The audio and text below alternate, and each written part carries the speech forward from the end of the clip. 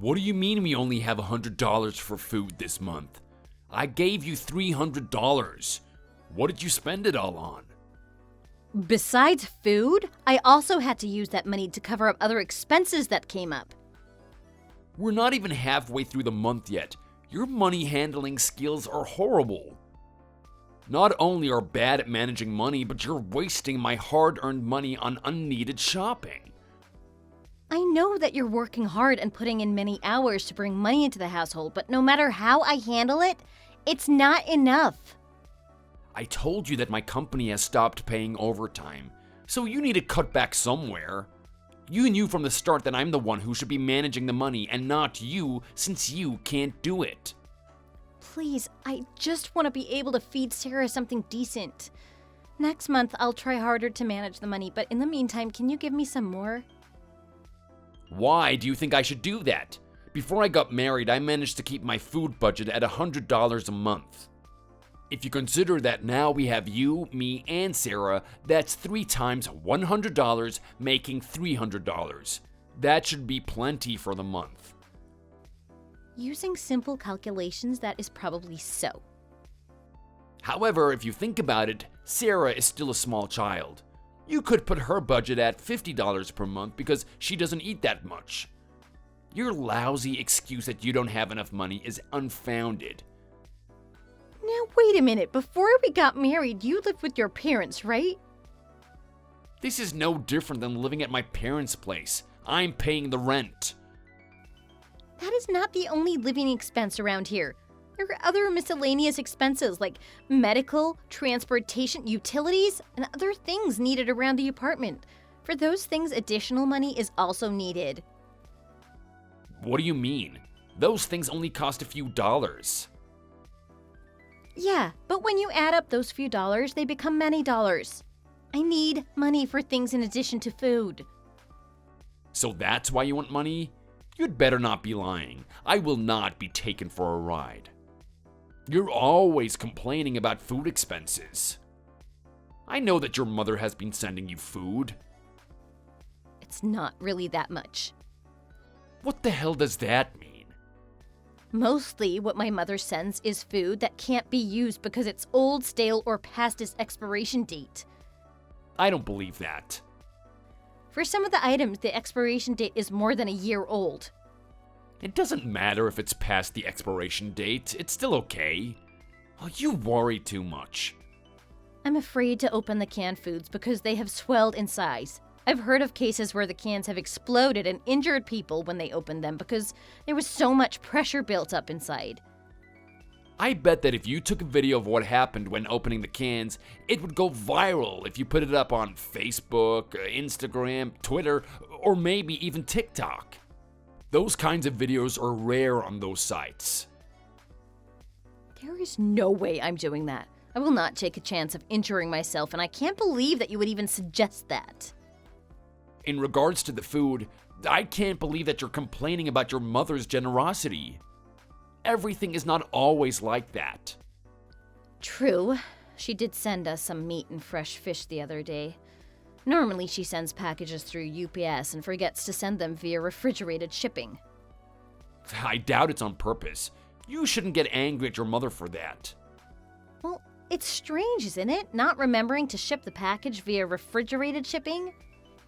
Like I said, I doubt that she did it on purpose. Maybe she's going a little senile now. You should be grateful.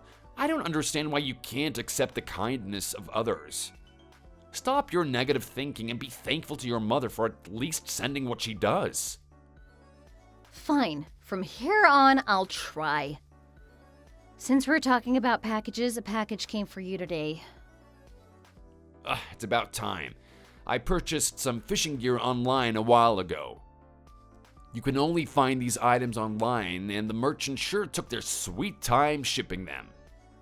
Yeah, well, I had to pay some import tax on it. I have no idea what the guy was trying to say, except it was from Europe and I had to pay some sort of tax to receive it. So I need you to give me the money when you get home. Say what? What are you talking about? You paid the money to receive the package, right? Yes? So if you paid for the package, then there is no need for me to give you the money. Wait a minute. What the hell are you saying? I paid for the package with the money that you gave me to use on food. That was the only money I had. Things for your hobby do not count as food. You know, I was excited that my package I was waiting for finally arrived, and now you just ruined the excitement for me. Thanks a lot. You sit there and yell at me about money and tell me to cut back, and all you do is turn around and spend money on the things you want, not what we need. What are you talking about? It's only fishing gear. I go out to catch fish, and you and Sarah get to eat the fish that I bring back. So it becomes food for the house. Well, up until now, you haven't brought home enough fish to make it worth your while going out there. Are you saying that I'm not good at fishing? That is not what I'm saying. That really pisses me off. I was gonna give you the money for my fishing gear, but I changed my mind. I am not giving it to you. I work hard to support this family, so I deserve to buy what I want. You know what? Forget about it. This is going nowhere. If you don't want to give me the money, fine. But will you at least return my savings bank book? It has that money in it that I had saved up before we got married. I can't. What the hell do you mean you can't? That's my money. I want to use that money to cover what I need when I come up short. I don't care about using it. It's not going to cause you any trouble if I do. I've noticed that every time you think that you can afford something, you let down your guard and start spending money on things we don't need. It's easier to come up with ways to save money when it's tight. That won't work in this situation. Well, I give up. This conversation is going nowhere.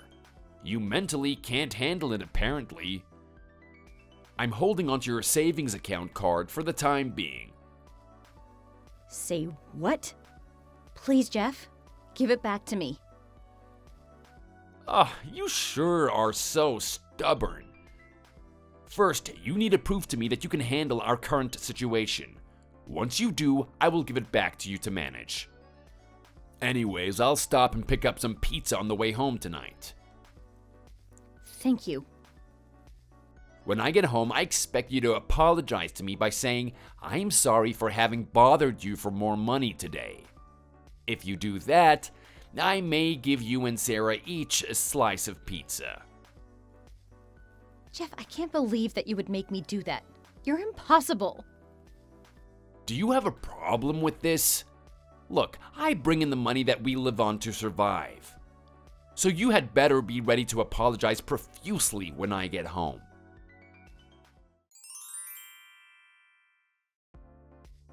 Hey, Naomi, your husband has come home. Why in the hell aren't you here to greet me? Welcome home, my dear Jeff. What? Why are you being so polite? Are you hiding something from me? Are you having an affair? No, I am not having an affair. I see. But something is still not right. Anyways, hurry up and get your butt back home and fix me some dinner. I'm famished. Dinner? You want me to fix you dinner? Yeah, that's what women do for their husbands, right? You know, you should be really grateful that I eat the slop you call food without complaining. The food my daughter serves me and my granddaughter is certainly not slop. What? What are you saying? Granddaughter? Sorry to be sending this from Naomi's phone, but I had no choice. This is Naomi's mother. Long time no hear, Jeff. Oh, hi, Mom. Long time no hear. Oh, sorry, I thought you were Naomi. You don't have a very complimentary attitude toward my daughter. No, you're right. I'm sorry. By the way, where's Naomi? Is she at your place? She's in the hospital. What? Why? Was she in an accident or something? No. She has been hospitalized for malnutrition. The doctor has her on IV of nutrients and watching over her to see if there are any problems because of it. What? Why is that? What has she been doing? Sorry about this whole thing, Mom. I didn't mean to worry and put you out. Don't you really understand who put Naomi in this situation? It sounds like you're gonna say that it's all my fault. You hit the nail on the head, jackass. I was extremely shocked when I saw my daughter's and granddaughter's poor physical condition. There's no need to exaggerate here. By the way, I want to ask you something. What is it? Who is the annoying, meddling jerk who went out of their way to call you to handle something like this? You live a 4-hour drive away. Your daughter, Sarah, did. What? She couldn't have done that. Sarah saw that Naomi had collapsed and called me. Sarah is only 4. There is absolutely no way that she could have done that. I don't believe it. Naomi taught Sarah that if anything happened to her, to press number 1 on the speed dial on the phone. Naomi taught Sarah how to do that, huh? She said to me, "Grandma, Mommy doesn't have any food and he's getting too skinny. She fell down and won't get up." What the hell was Sarah talking about? Because I live so far away, I couldn't get to them right away. That's for sure. A neighbor helped them. The neighbor could hear Sarah crying and asked her what was wrong. Do you mean that a neighbor entered the apartment without permission? It was an emergency situation. The neighbor didn't need permission. Sarah pleaded desperately for the neighbor to help. Sarah told the neighbor that she was very hungry, but her mother was even hungrier and that there wasn't any food. She didn't need any food, but to please give her some to her mother. I can't believe that Sarah would do that. She has thoroughly humiliated me. Oh, shut the hell up. You deserve to be thoroughly humiliated. How dare you tell me to shut up? You don't live here, and this really pisses me off. Is that all you want to say? You know that this is going to go around the neighborhood, and everyone will be looking at me. Did Sarah say anything else? Well, the neighbor helped nurse Naomi. The neighbor fixed something simple for her to eat, and according to the neighbor, Naomi cried the whole time, saying how delicious it was. The neighbor suggested that she get to a hospital and offered her a ride. But she was still so weak that they decided to call an ambulance. The neighbor took Sarah with her and followed the ambulance to the hospital. They called me on the way, and I went straight to the hospital. The neighbor waited there until I got there and even waited until Naomi was stable. I can't believe all of this. Sarah is making it look like I never fed her and Naomi anything. You know, if you think about it, that is exactly what you did. Not only did you not give Naomi any money, but you also confiscated her savings account card. I only did it to manage it. With everything I've done for them, you guys don't even have an ounce of gratitude towards me. What are you saying? We should be grateful to you? I married Naomi, who came from a single-parent household. You guys should be thankful for that. However, because of your spoiling her as she grew up, she is terrible at cost-cutting and managing money. And to top it all off, she's making me have to go through all of this trouble. I took in this worthless woman and had to train her right myself. Anything else? Sarah also. She's being taught weird things by the two of you. I don't want a woman who is both petty and devious. Also, don't forget the debt of gratitude owed to me for raising a kid who isn't even an heir to this family. Is that all you have to say?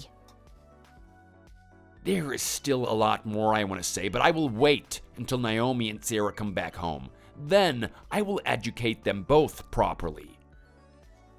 So, you think they're going to come back home? Do you think that in that poor household of yours that you can support a daughter who is out of work and a granddaughter? I guess there is only one place for them to go back to, and that's here.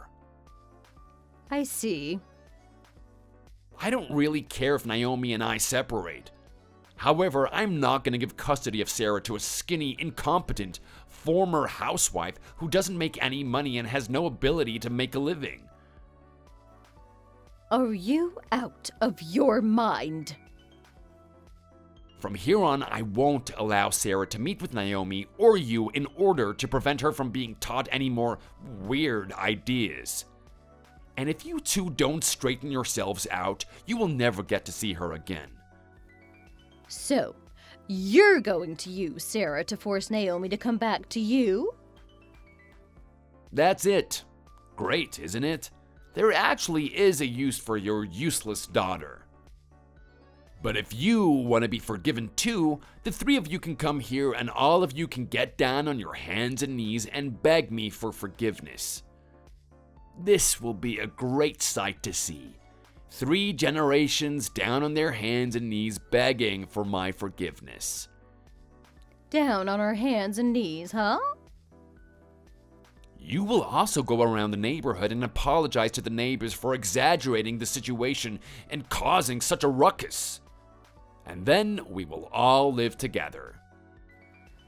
Okay then, I completely understand what you want. I will be in touch with you as soon as my daughter and granddaughter have completely recovered. Hold on now. You had better come here before I change my mind.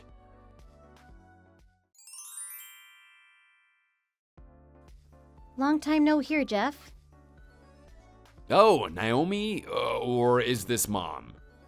It's me, Naomi. It's about time I heard from you. What took you so long?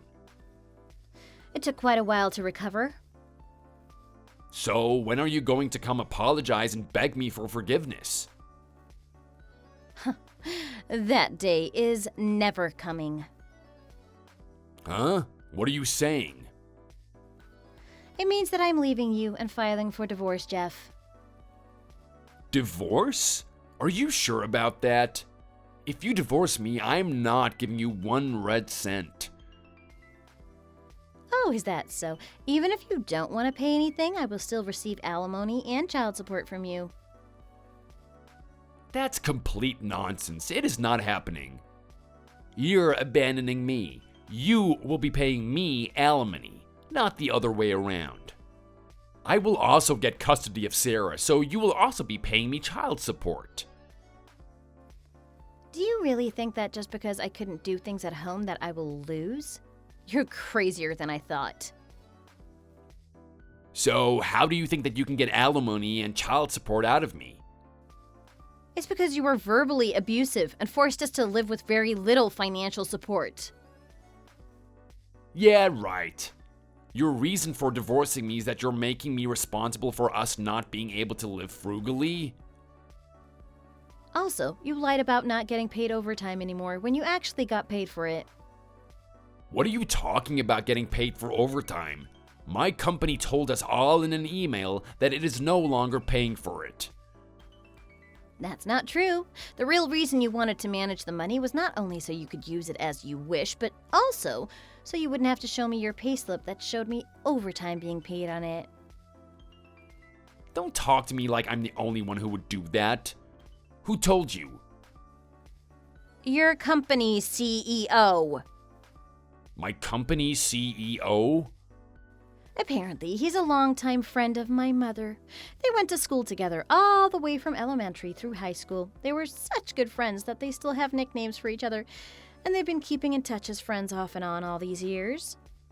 You never told me about that. She didn't tell me. My mother kept quiet about it because she didn't want to add any of that pressure you had at work.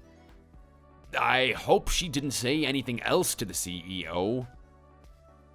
Well, considering that your lying has been exposed, I'm sure you can guess what she told him. What the hell was she doing?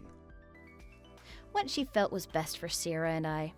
Anyways, you took the salary the company paid you and spent it as you wanted, and you even used up my savings. So, you even know about your savings now, do you? My CEO shouldn't know anything about that. Oh yeah, he didn't. I checked on the account myself, and I also asked a private investigator to look into things for me. A private investigator? How were you able to do that? You don't have any money to use. My mother helped out. The private investigator was way more proactive than I was in making sure that your background was thoroughly investigated. I can't believe that your financially poor mother would have that kind of money laying around. She's not poor, but she's not rich either. Why is it that you think she's poor? Because she raised you as a single mother, right? All single mothers are poor. You're right. I was raised by a single mother, but that doesn't mean that we didn't have money. My mother has a master's degree and makes good money. But didn't you ask for help? Didn't you say that you were struggling financially? I didn't want my mother to worry about me, so I never told her anything. Well, don't count on me now. I've heard about everything, how you're pissed at Sarah.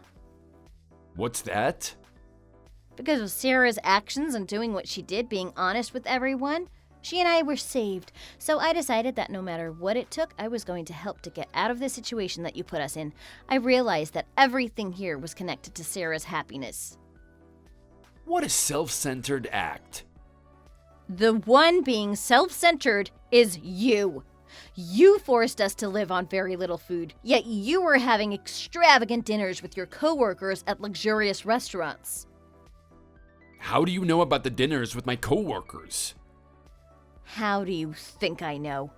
By the way, did your young female coworker enjoy the new brand name bag that is only being sold this year? Wasn't that nice of you? I also wanted one. She was feeling down at work and I only wanted to comfort her. There was nothing special about that.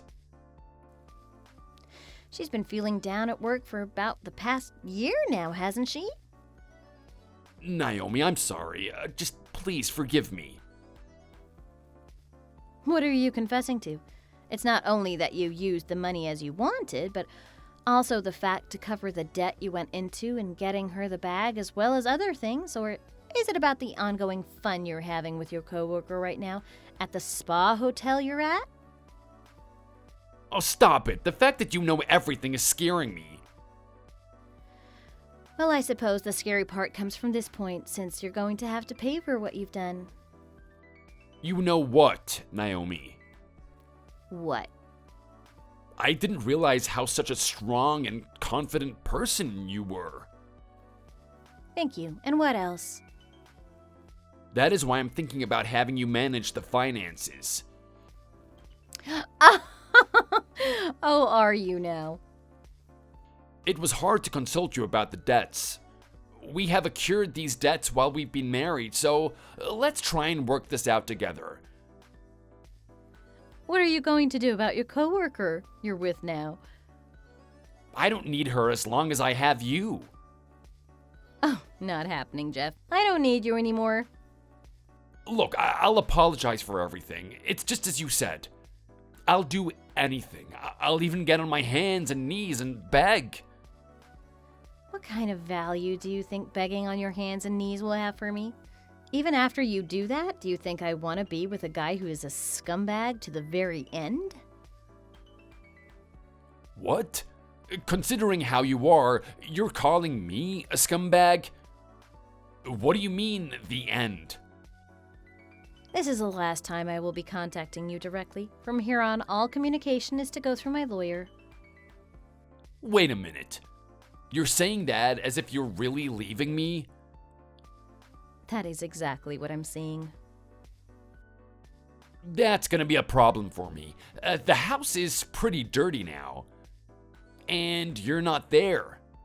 Oh, that's it, Sarah. Sarah needs a father, of course. We're a family. I told Sarah that I'm leaving you. I see. I bet Sarah's crying now. I'm sure that she's saying that she doesn't want to be away from her father. I'll tell you now what Sarah said. She said, "I don't care if Daddy is not around. I prefer Mommy. Bye-bye, Daddy." I can't believe she said that. You're making that up. I'm not making it up, so I am going to. Bye-bye. Hold on. Oh, wait a minute. Don't leave me. Naomi? Sarah?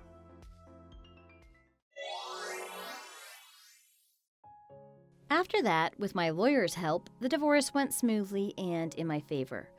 Everything that Jeff did and the abusive language that he used on Sarah and my mother were listed in the complaint. I also included all the evidence that my mother was able to collect. My in-laws were shocked when they heard everything and were pissed as hell at Jeff. They were even more pissed at him after.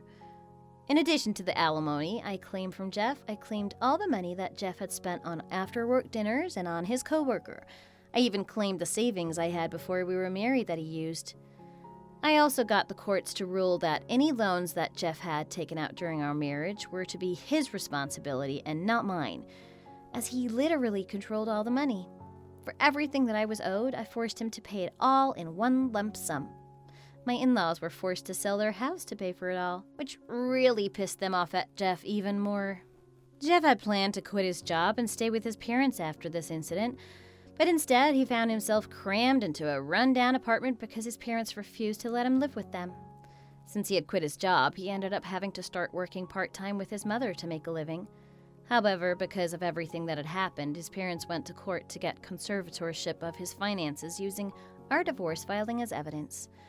All the money that he makes is being managed by his father now, leaving him with no allowance. He was going to go and live with his younger coworker, but when she found out that he was paying me alimony and child support, she wouldn't have anything to do with him and dumped him right there.